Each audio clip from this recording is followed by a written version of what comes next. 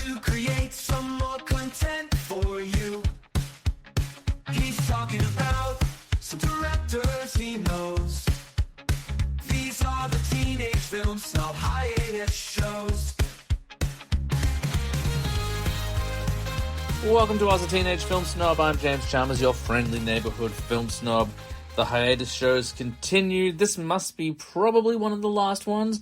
I think we're like 16 or 17 deep now, and I've recorded so many in advance. I feel like this is going to get us through to the end of the hiatus, but I'll do a count soon, and maybe there'll be more. I'm definitely going to do an Edgar Wright episode. I wanted to do it way earlier, but I'm just waiting on the documentary The Sparks Brothers, which apparently at the time of this recording is due to arrive at my house in the next 2 days.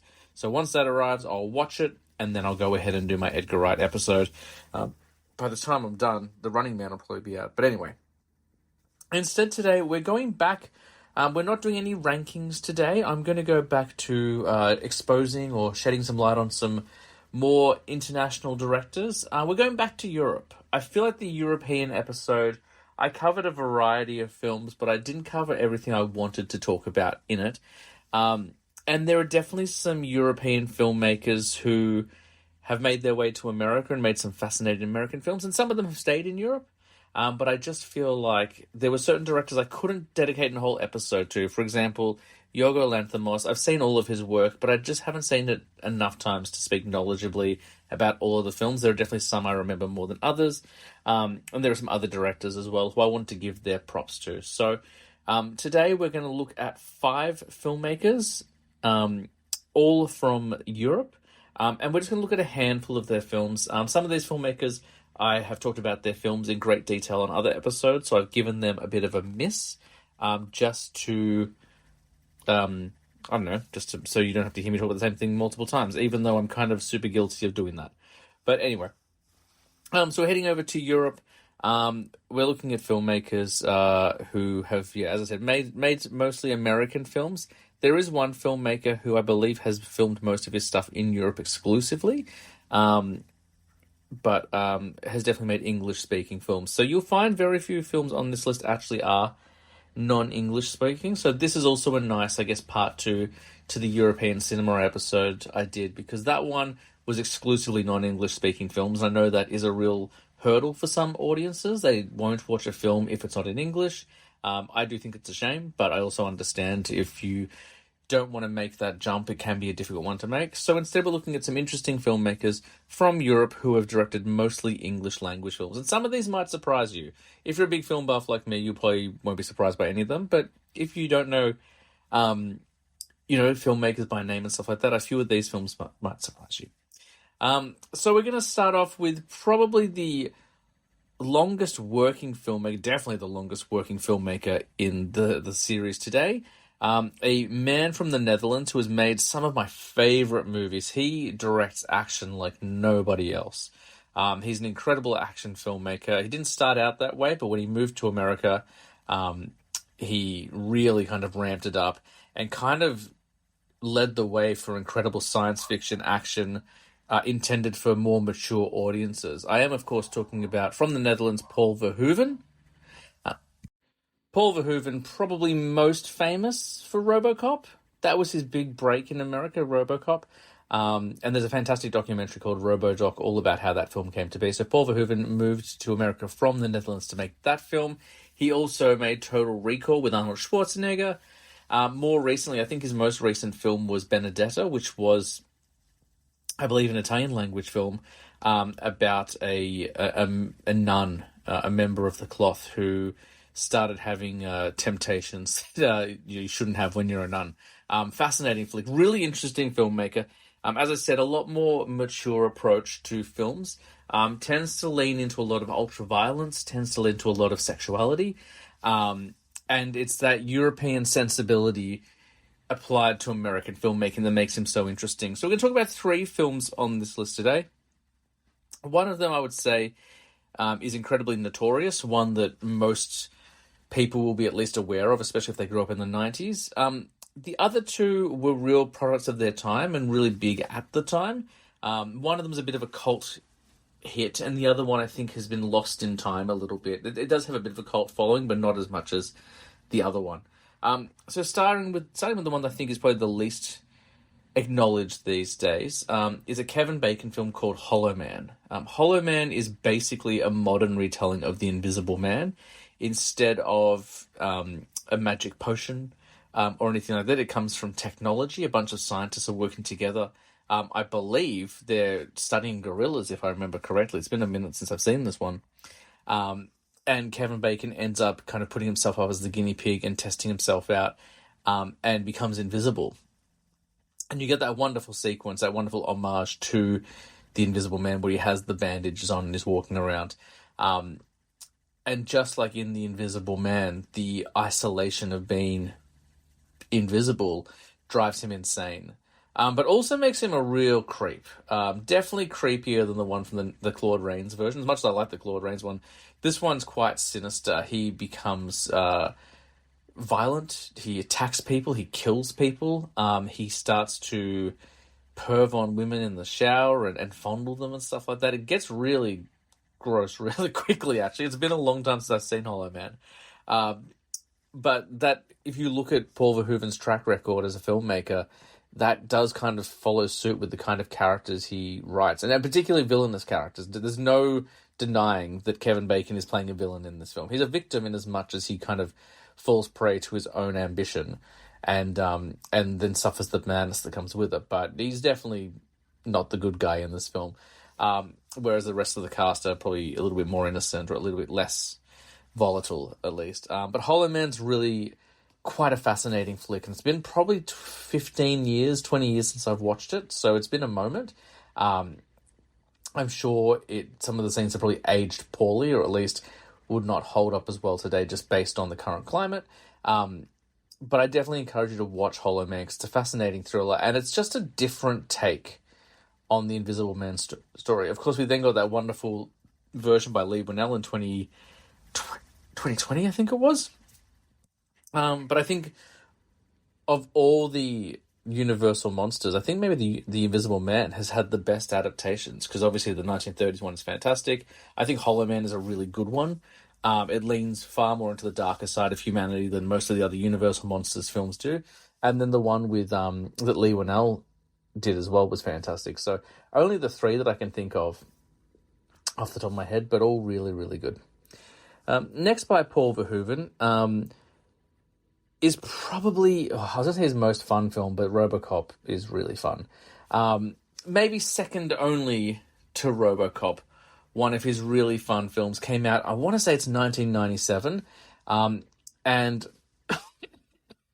it was misconstrued a little bit by some of the general audiences, not realizing it was satire. I don't know how you missed that it's satire, because it's definitely not just tongue-in-cheek. The tongue is all the way through the cheek. It's so on the nose.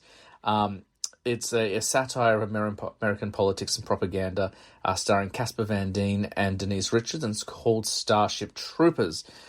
You've probably heard of Starship Troopers, even if you haven't seen it. It also stars Neil Patrick Harris, as he was kind of making his way back into television. He had been in Doogie Howser, obviously, and then later would go on to be in How I Met Your Mother. But this was kind of one of the bigger projects he did in between those two projects. And it's the future. There's an alien menace out to get us. These giant bugs with gnarly horns, and they can tear us apart and stab us through the abdomen and rip us to shreds. And so the American war machine is on the march. And the film is full of propaganda, just like the I'll Buy That for $1 from RoboCop. Very similar kind of pro-America, pro-war messages throughout it. But again, it's very on the nose. It's making fun of it. And it goes to show you how disposable life is when you're a soldier, because not only do they just let everyone die, they can be reprinted and come back again and die all over again. It's a very wacky film, but it's a lot of fun. There's a lot of similarities between this and RoboCop. The attitudes of the soldiers is very much, I think, how the police are kind of seen in RoboCop. The way they go to punish and destroy the enemy is very similar. The way sexuality and nudity is portrayed is very similar. There's a lot of parallels between Starship Troopers and RoboCop. Starship Troopers is a wonderful film. It's so much fun, and a really great satire and commentary as well. I haven't seen any of the sequels. I think there's about 4 of them, and I think I heard recently they're remaking it as well. I don't know if that's the case or not. If they are, I'm cool with it, as long as they lean into that R again. It's MA here in Australia, which of course is an R in America. Don't make it for general audiences, is my only advice to whoever's making it. That was the downfall of the RoboCop remake. I don't think that one with Joel Kinnaman's terribly bad. It's been a minute since I've seen it. I thought it was fine.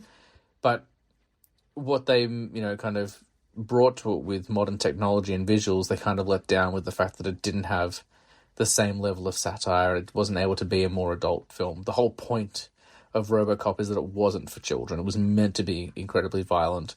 So yeah. But Starship Troopers is excellent. The final Paul Verhoeven film I'm going to talk about is what I refer to as a late 80s, early 90s Michael Douglas sex thriller. There's this just whole period of Michael Douglas's career, if you go through IMDb, where all he was making was erotic thrillers. He did Fatal Attraction, obviously, and there are a couple of others. I think In the Heat of the Night was him as well. If not, that might have been Bruce Willis. They both did a couple of them. But the most famous of all has to be Basic Instinct. And it is just a film loaded with sex. There's just so much sex in this movie. It feels like every character he meets who is a woman is getting bedded at some point. Obviously, it has a very notorious sequence with Sharon Stone. If you don't know what I'm talking about, you will have access to the internet. You don't need me to tell you.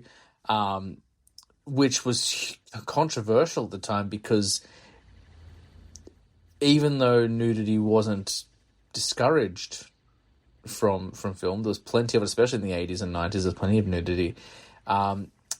It was generally only upper body, and if it wasn't, it was very obscured, so you would get a hint. But this put everything on display for everyone to see, and from such a massive star as well. That's the other thing. Like, the more famous you get, the less you take your clothes off. At least that's the way it seemed to be in the 80s and 90s in Hollywood, where Sharon Stone was incredibly famous at the time and still did it, and kind of sparked uproar. The film itself is fine. It's a pretty good crime thriller. Michael Douglas is being investigated, or he's investigating. I think he's being investigated. I can never remember what's going on, but there's an investigation going on, and I believe, if I remember correctly, Sharon Stone's character is trying to blackmail or get a bunch of money out of Michael Douglas. I should remember this flick. I haven't seen it in about 10 years, and clearly there's a lot more going on in this film than just the plot. But I remember, even though I don't remember much of the plot, despite that, I remember being surprised at how well executed it was. I kind of assumed it was just going to be a softcore porno, to be honest. I was like, this is just going to be a lot of nudity and sex with not much going on. But the story itself is quite intricate. It's quite well. And I should have known, Paul Verhoeven is great at making thrillers. This one, he's happened to make a very erotic thriller. But, yeah, Basic Instinct. I feel like I've wasted everyone's time with that one. But if you haven't seen Basic Instinct, it's probably on your list to check out at some point. I would recommend checking it out for sure. So now that we've spoken about the fun and wacky and wild world of Paul Verhoeven, and I know I've skipped a lot. I'm not talking about RoboCop. I've done so much time on RoboCop. I'm going to do more time on RoboCop later in a future episode. I've talked about Total Recall a bunch as well, but I haven't talked about those 3 films, so that's why we're doing that. And one might argue I barely spoke about Basic Instinct, but that's fine. Now that we've gone through the wackiness of Paul Verhoeven, let's go somewhere a little bit darker, as the European cinema tends to dwell, with a Danish filmmaker by the name of Lars von Trier. Lars von Trier is maybe one of the most controversial filmmakers in the European cinema landscape, and has been for the last 30 years. He makes very emotionally draining films. He no longer appears in public for commentary or discussion. He made some comments at a film festival, I think it was Cannes, about 10 years ago, maybe a little bit longer, and they were either misconstrued or the comments he made were received poorly, and he just decided he was never going to talk to the press again. Which, given the nature of those comments, if they were true, probably not the worst idea. They were not particularly good. But anyway, We always try to separate art from artists on this podcast, and regardless of the kind of person that he may or may not be, there's no doubt he makes some fascinating and interesting cinema. I don't think I've talked about any of these films in too much detail on the podcast. I know I've definitely talked about one of them when I interviewed Sensory Stowers, but the other two I think I've kind of held off on a little bit. These are all films I've only seen once, but I do own all of them. Because I do like Lars von Trier as a filmmaker. He makes me very uncomfortable when I'm watching one of his films. He makes me nervous. He makes me scared. He makes me want to look away. And I think that's the earmark of a really talented filmmaker. You don't have to be on the edge of your seat wanting more. You can be looking on in disgust as well. I think as long as they're eliciting some sort of really strong emotional reaction, the filmmaker's doing their job. And Lars von Trier tends to do that quite a bit. I know a lot of people in the film community find him pretentious or unwatchable. I've heard that as well. I think that's, everyone's entitled to their own opinion, of course. That's fine if you feel that way. But I think there's a lot more below the surface of these films. So starting with probably his toughest film to watch. In 2009, Lars von Trier was suffering from depression. He was trying to make a horror movie. He'd never made one before, and he wanted to make a horror film. And instead, he made this film, and he considers it a failure as a horror film. He likes it as a film, but doesn't think it really serves its purpose as a horror film. And it received a lot of backlash due to how violent and explicit it was. The film I'm talking about is Antichrist. I remember when I first found out about this film, and the poster for the film and the DVD artwork is very evocative and very upsetting. And I remember this was probably my first real foray into more extreme cinema. I don't consider well, I guess it's extreme. I just think because it's such a quiet film, there's a lot of kind of silent scenes or quiet scenes. I just feel like I don't consider it to be as extreme as some of the other stuff, but I guess it does count as extreme cinema.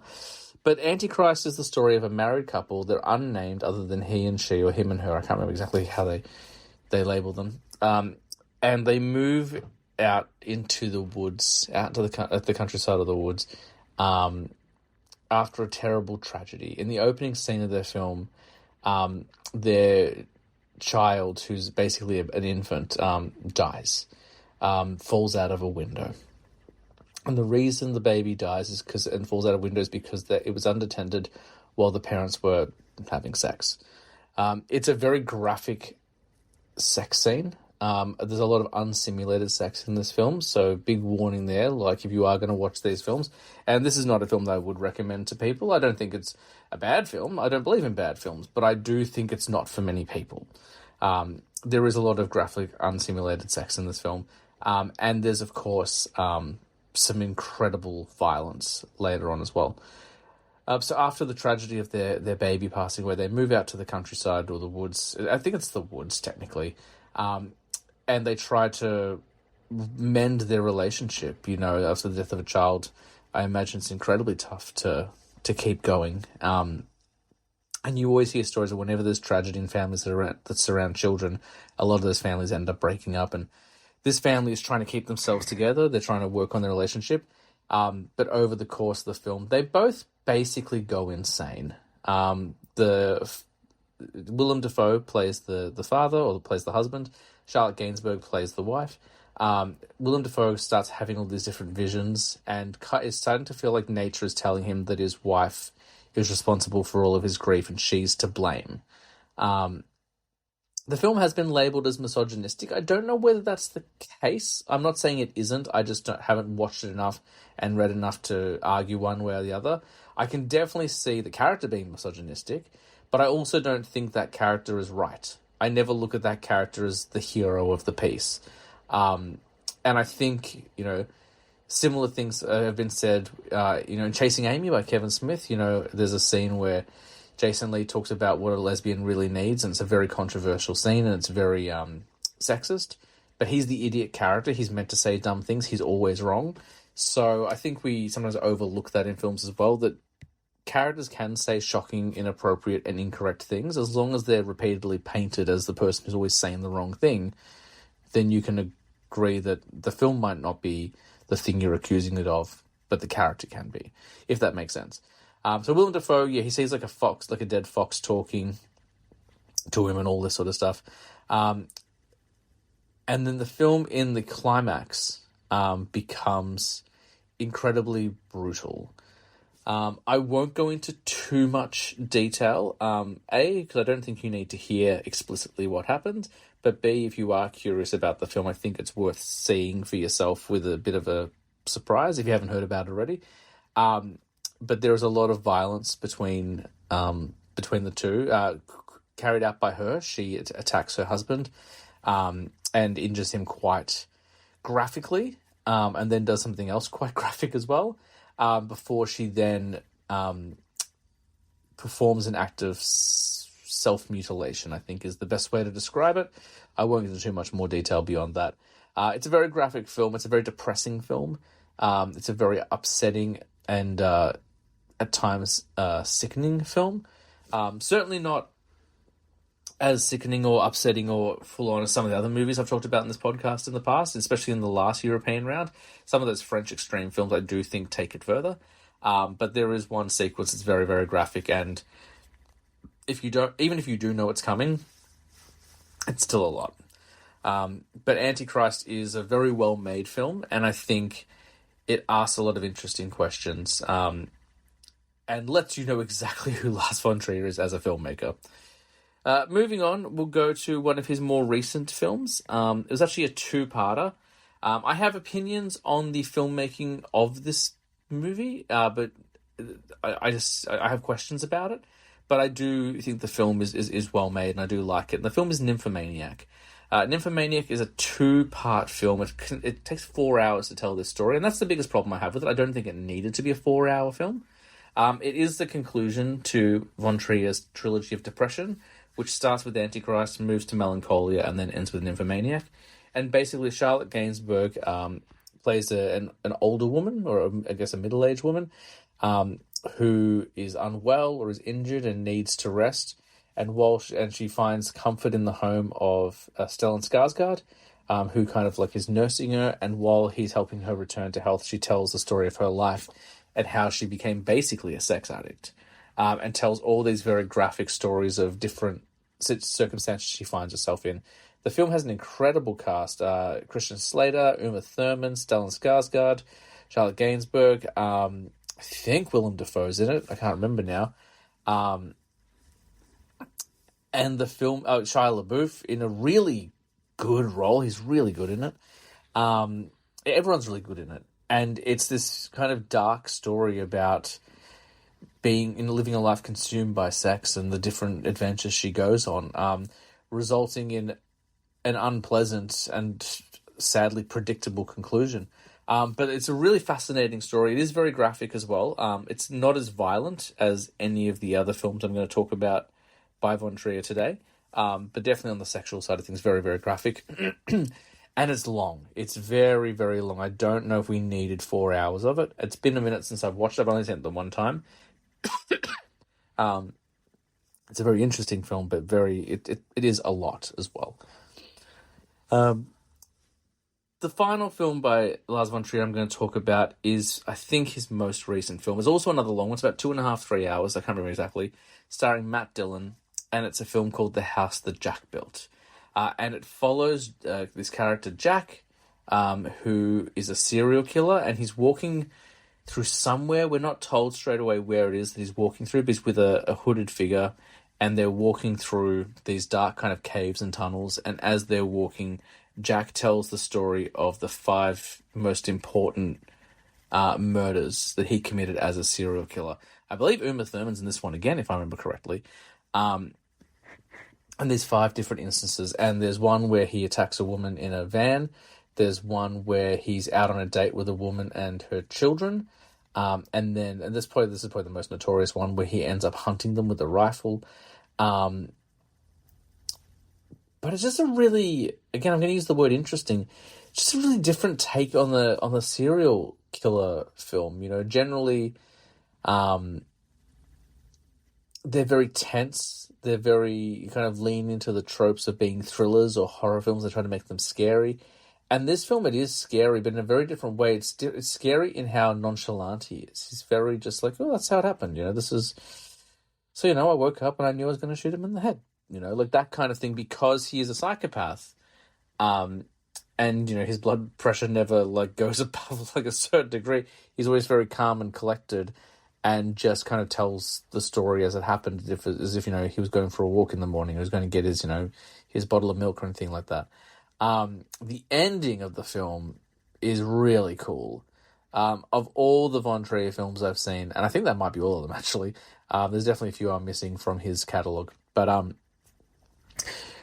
I did read about the ending ahead of time because it was a film that I knew was going to be pretty full on, and I'd now seen a couple of Von Trier films. I wanted to make sure I wasn't gonna go beyond my depths. And I did spoil the ending for myself. It doesn't change how cool it is. It's a very cool ending. You can probably pick up where the film is going quite early on if you're paying attention, but it doesn't stop the ending from being very cool. And very fascinating as well. Matt Dillon is excellent in it. He's really, really good. The entire cast is good. In fact, all of these films, the casts are incredible. Regardless of how you feel about Von Trier or his films, he knows how to get a great performance out of someone. Every film of his that I've seen, I would not critique the cast. The cast are excellent. We're going to jump further east. I think it's further east. Yeah, it's further east, I think. To Greece. We're heading to Greece now. There's only one Greek filmmaker that's on everyone's lips constantly, and that is, of course, Yorgos Lanthimos. I'm just going to talk about two of his films today. I've seen all of them. I've seen Kinds of Kindness, but I watched that about a year ago at 3 a.m. while I was working overnights, and I don't remember it too well. I remember certain scenes. I remember Emma Stone dancing and stuff like that, but not enough to talk about it too knowledgeably. I've seen Killing of a Sacred Deer. I've seen The Lobster. I've seen The Favourite, but again, it's been a minute, and I don't remember them well enough to talk about them knowledgeably. So I'm going to talk about just two of his films. His probably most popular film and his first film.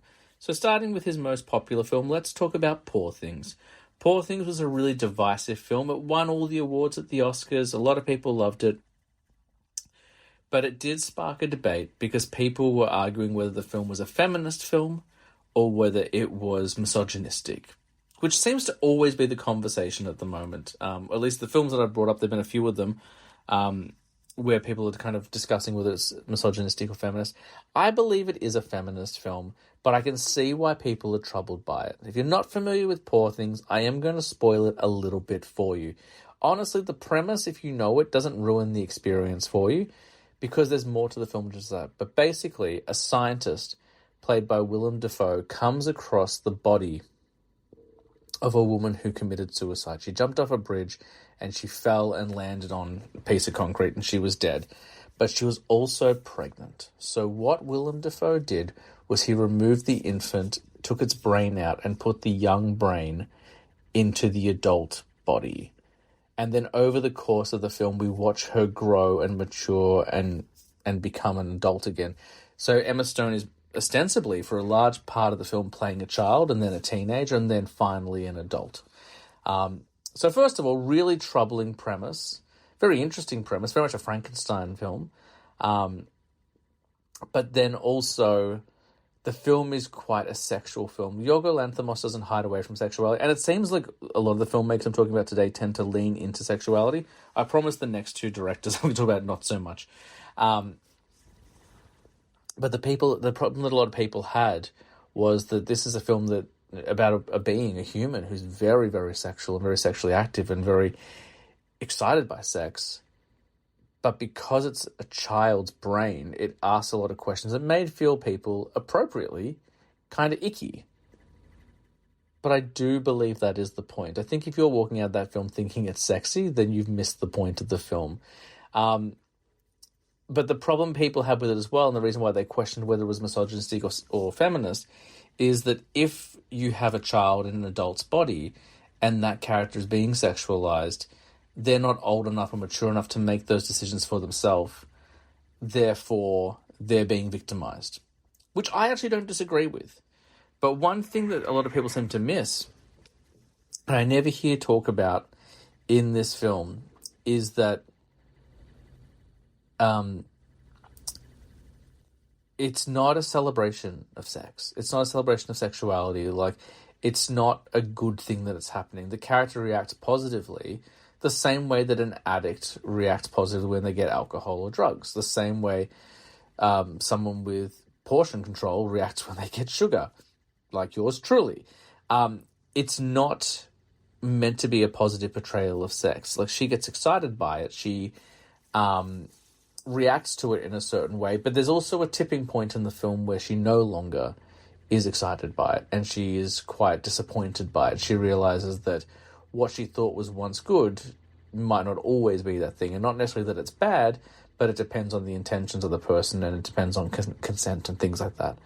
The other thing about this film is that it's very much a Wizard of Oz, Alice in Wonderland film, right down to the clothes she wears. Like, Yorgos Lanthimos did not make any secrets here.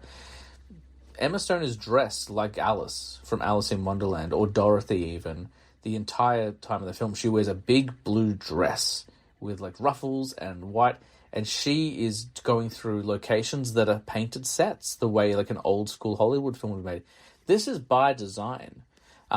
And a lot of people kind of drew the comparisons to, well, when she was living at home and she was upset, everything was black and white, and then when she had her sexual awakening, everything's in color. But what people are missing is that it was oversaturation. It was too much color. It was a facade. It's not real. It's not until the very end of the film, spoiler alert, where the colors balance out and Emma Stone has overcome everything that kind of came her way, and she now is in control of her body and her mind, and she's in control of her life, that everything balances out and is normal. So it is addressed and it is done by the filmmaker. He's going to look for it a little bit. I'm not telling people not to be offended by this film. I'm not telling people not to find it controversial. It is controversial. It is asking a lot of questions, and it's doing some really unsettling stuff, which comes back to what I was saying with Paul Verhoeven about the European mindset and sensibilities when making American film. In Europe, sexuality is not offensive. People in Europe aren't offended by sex or sexuality. It's very... they're very open and free about it. There's a really great example of the European media that you can find online where there's a comparison. There's two news articles, one published in Europe, one published in America. They use the exact same photo and it's two women who are shirtless at a soccer game, and they're in body paint. So they aren't topless, but it's body paint. So they kind of get away with it. In Europe, they censored the women's eyes. In America, they censored the women's breasts. And that, I think, is a really good summation of the attitudes towards sexuality between the two regions. In America, it's very conservative. There's, obviously very liberal people in America as well, but it's a very conservative nation. And I think that Poor Things, taking the sensibilities of someone like Yorgo, who's from Greece, which is a very liberated country, at least when it comes to their own sexuality, when you bring that to an American film, it is going to make people uncomfortable. It is going to challenge what they perceive as normal or acceptable. Whereas in Europe, I guarantee you audiences didn't bat an eyelid at Poor Things. But regardless of all that, the film itself is really good. It's a really well-made film. It's a very interesting story. If you cut all the sex out of it, it still totally works, but the sexuality is an integral part of that character. Mark Ruffalo plays one of the most horrible characters I've ever seen him play. He's absolutely a monster. A very small person. And a very cruel person, but it's an incredible performance because Mark Ruffalo I was not used to hating. I like him a lot. In this film, not so much. Willem Dafoe is excellent, of course, and Emma Stone is fantastic. The fact that she's won 2 Oscars at her age, I think she's younger than me, and she's won 2 Oscars, especially for a performance like this, really goes to show just what an incredible actress she is. The other film I want to talk about by Yorgo Lanthimos, and if you didn't like Poor Things, you're going to hate this film. Just so you know, heads up. It's his debut film. It's all in Greek, and it's a film called Dogtooth. And Dogtooth is a really funny movie. It's a comedy, but there's some really questionable stuff in it. Again, if you struggle with the sexuality in Poor Things, you are going to struggle with Dogtooth. Dogtooth follows a family run by an insane man. And I can't remember his motivations exactly, but the father wants to keep his family safe. So he tells them that the world has ended. As children, they were raised to believe the world is over It's an apocalypse, and the only place that's safe is the house they live in. Meanwhile, he goes to work every day, works a job and gets paid and keeps his family at home. He's obviously got some control issues. There's some really funny examples, like when they see a plane flying in the sky, the children have been raised to believe that planes fall out of the sky. And so when they're not looking, the father will throw a toy plane into the backyard and then they'll collect them as if they're real artifacts. And it's basically this weird kind of almost Stockholm Syndrome experiment where he's raising his family as prisoners, but they don't know they're prisoners. They think that their dad is keeping them safe.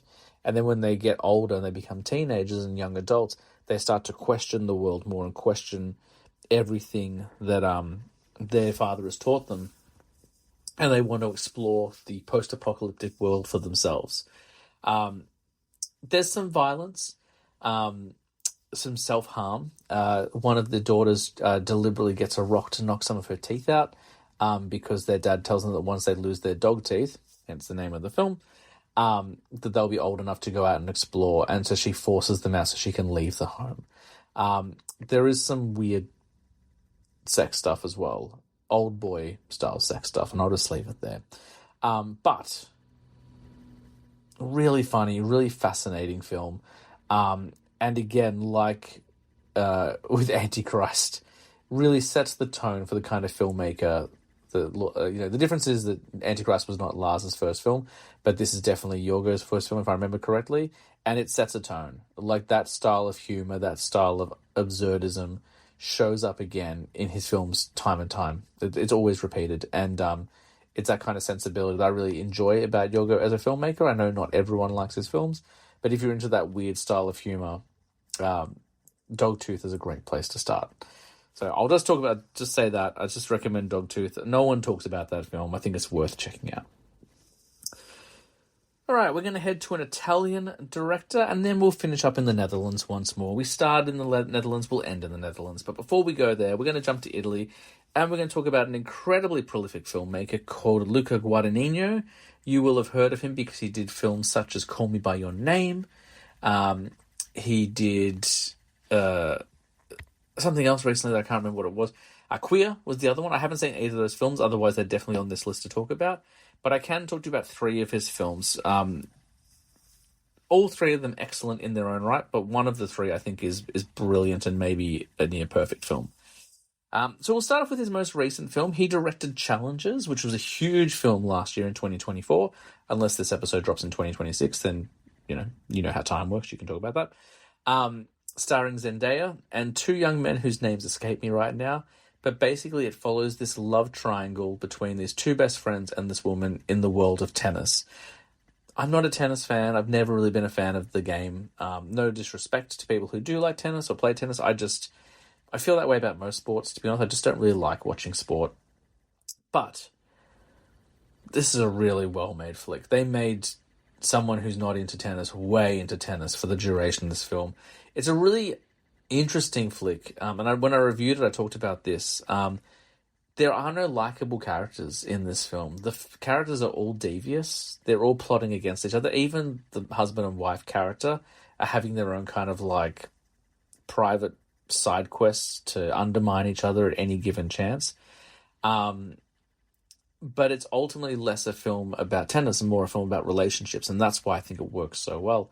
Zendaya is kind of the girl between these two boys, and she kind of strung them along a little bit. And she was in a relationship with each of them, but then ended up going with maybe who is considered the inferior tennis player. And then after they kind of got together and got married, the other friendship broke down. They became rivals ever since, and the other guy became poor, lost all his money, and he's just trying to like hustle tennis courts to try and get a chance to play tennis against his friend again, to seek revenge. And then the film kind of takes place in two timelines, the present day after everything's happened, and in flashbacks and how they kind of got to the way they are. It's a real masterclass. The score is incredible. It's a Trent Reznor Atticus Ross score, so that's all you need to know there. It's an incredible piece of music, very tense pieces of music throughout the film, and a really well-made flick. I think the film did get to a point of oversaturation and overhype where people did kind of turn against it a little bit.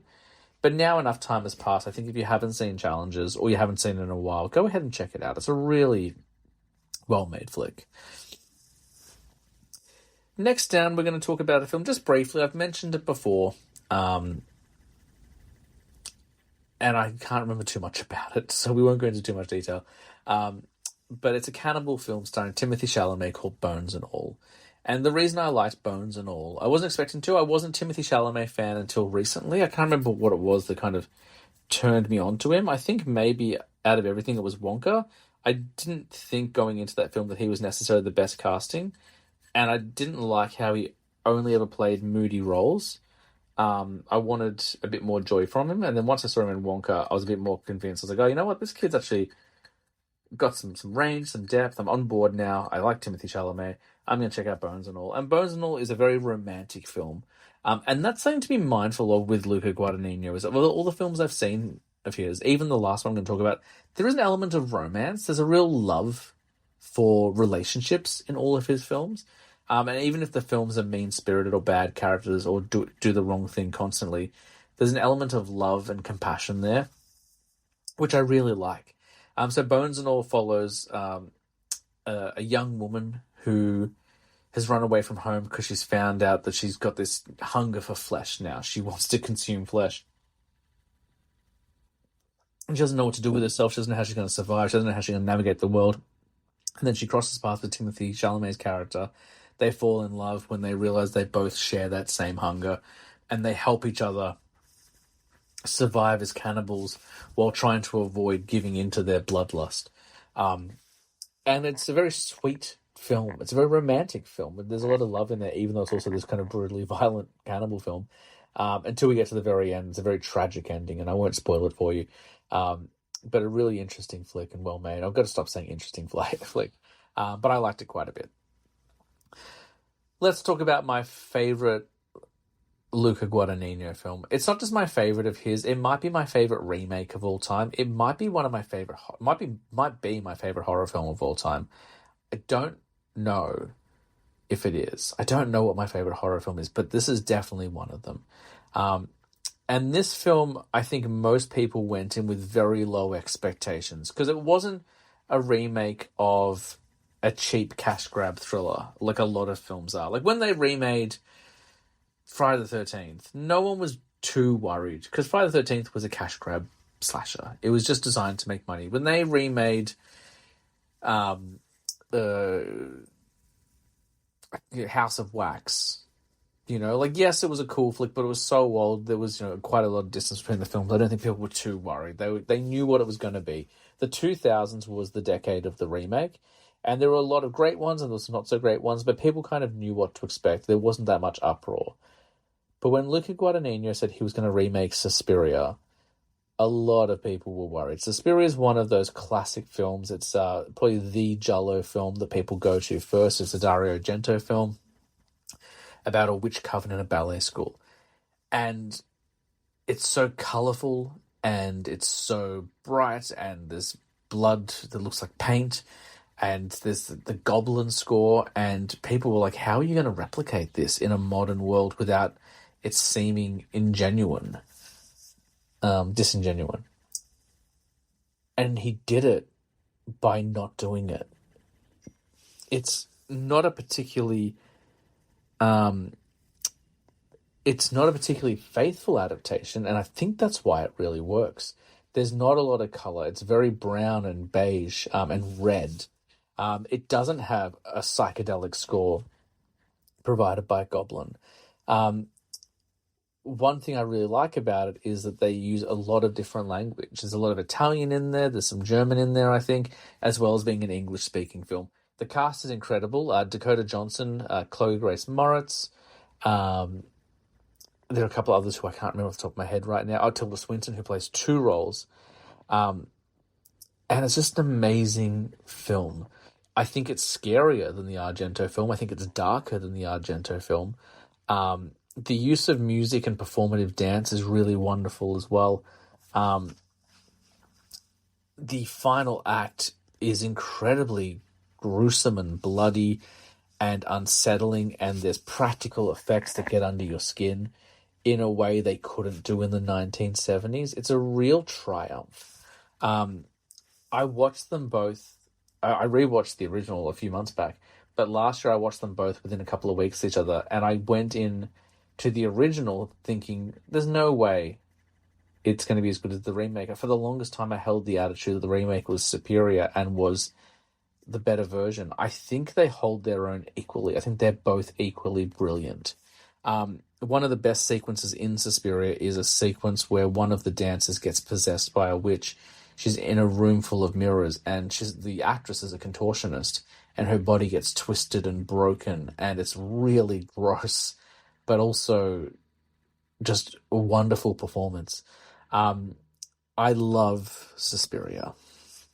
I remember seeing the box art for the 70s Suspiria in the video store as a kid, not knowing anything about what it was going to be. I'm so glad that, kind of 30 years later, I grew up to enjoy the film that I hoped it would be, and it's just a wonderful piece of cinema. But that remake by Luca Guadagnino is a triumph, and so worth your time. As I threatened, or maybe not threatened, I don't know. We're going to end in the Netherlands. I'm going to talk about just the one film, I think. There are 3 of them, but we don't need to go into too much detail. But we can't talk about European filmmakers. We can't talk about the darker side of cinema and not mention Tom Six. Tom Six is a filmmaker from the Netherlands. He's made a bunch of films, most of them exclusively released in the Netherlands with no formal release in Australia or America or the UK. So most people only know him as the filmmaker responsible for The Human Centipede.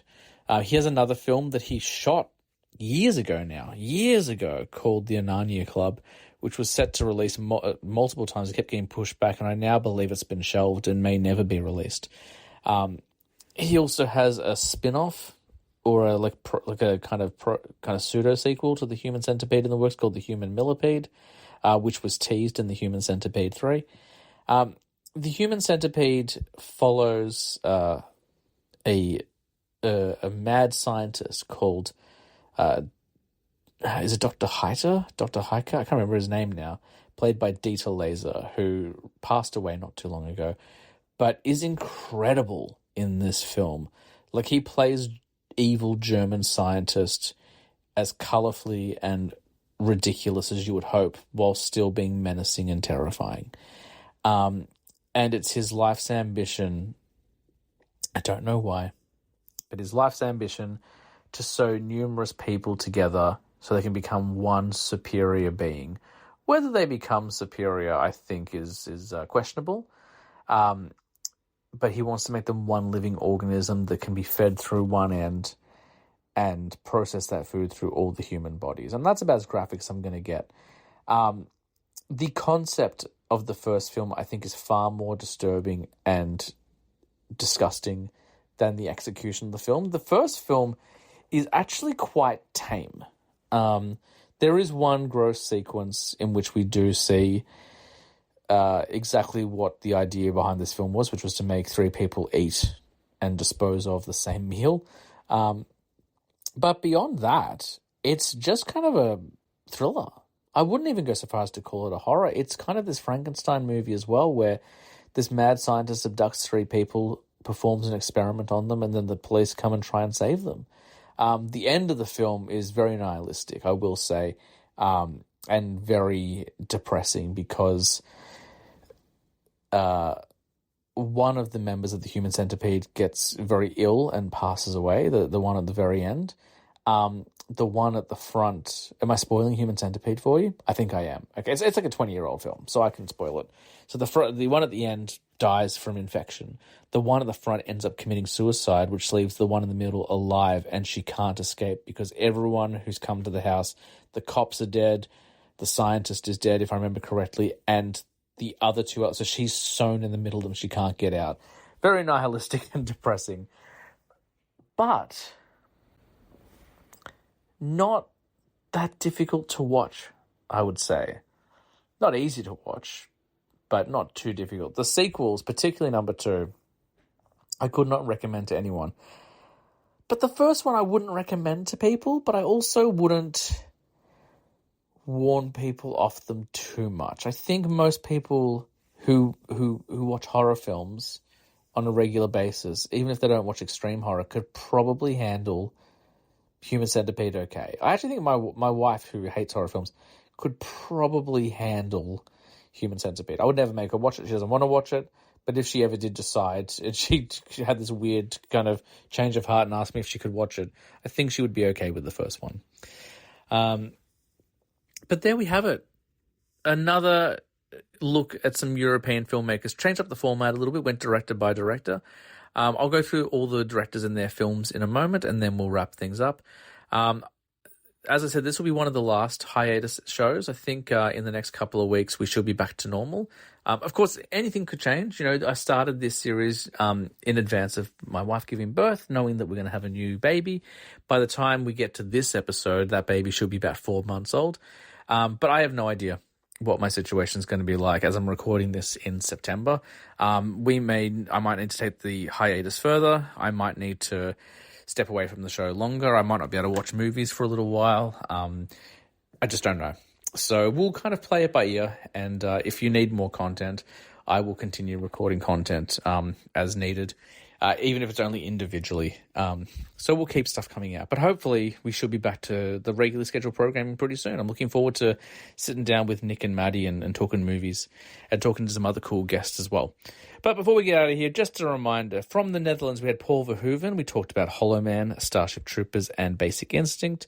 From Denmark, Lars von Trier with Antichrist, Nymphomaniac, and The House That Jack Built. From Greece, Yorgo Lanthimos with Poor Things and Dogtooth. From Italy, Luca Guadagnino with Challenges, Bones and All, and Suspiria. And then back to the Netherlands with Tom Six and The Human Centipede. Thank you so much for listening. I really appreciate you guys who stuck around and listened to these solo shows. Putting up with my weird gurgly noises and me getting tired and confused and forgetting things. I do appreciate you sticking around and checking out the show. We will be back to normal pretty soon. Hopefully, I'm still going to do the Edgar Wright episode. Once that Blu-ray comes in this week, I will go ahead and record it. Follow us on all the socials, Instagram, TikTok, YouTube, all the places. Come and say hi, put in a comment, let us know what you think.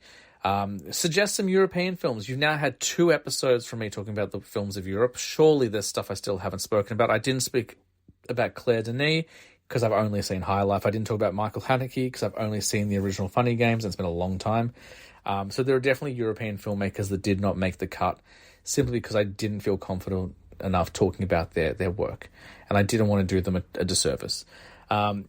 But anyway, let me know some European films. We'll keep talking about international cinema.